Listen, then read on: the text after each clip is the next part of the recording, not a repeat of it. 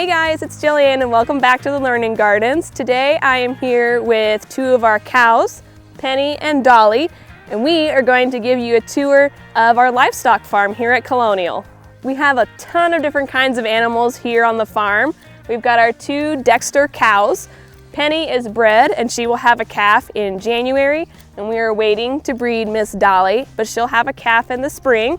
We've got 3 alpacas. We have about 120 chickens. We've got 4 dairy goats, 4 geese, and 8 ducks, and we are getting ready to get 3 sheep in the next couple weeks. So each of our animals does serve a purpose here on the farm. For example, Miss Penny here will produce milk for us once she has her baby, but the primary focus of the livestock farm is education. So you guys would have an opportunity to come out here and do field trips, do private tours, even do birthday parties and come out and spend some time with our animals and learn about where your food comes from. So when I mentioned education, our primary focus for that education is teaching about regenerative agriculture, which regenerative agriculture basically means that the practices that we use help to build the earth up, not tear it down. So for example, our animals here, by eating the grass, they actually stimulate the grass to produce stronger roots, which helps hold the soil together and prevent erosion.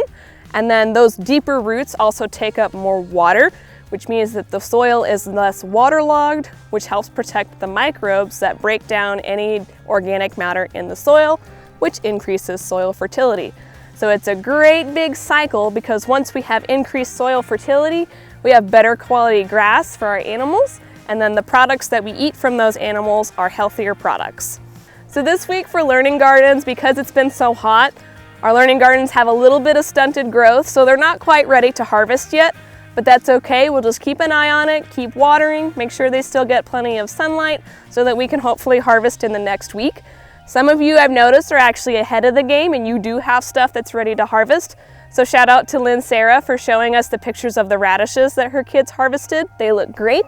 Keep posting those pictures, and for any of you that have pictures that you want to share, be sure to post those to the Facebook group so we can check it out and answer any of your questions.